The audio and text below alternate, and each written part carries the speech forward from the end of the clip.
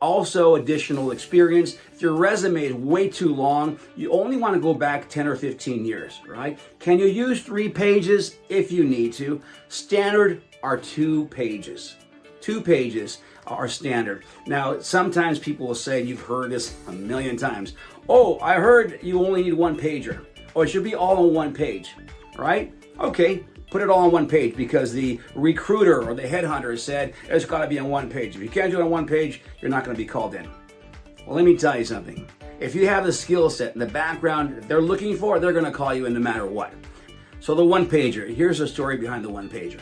You submit a 1 pager, and people say, oh, they only want 1 page because it's succinct, right? And I say to them, well, what if you do that because your recruiter said only 1 page, give me 1 page, and you give them 1 page, and now you think, uh-oh, do they have enough information? Because now they submit your resume, and you may not be putting in all the information and skill set that you may have that could lead you and prompt you and kick you across the finish line if you had the 2 pages to articulate more effectively what you do and your background. So I'm not a fan of the 1 pager unless all your experience fits on 1 page. That's different.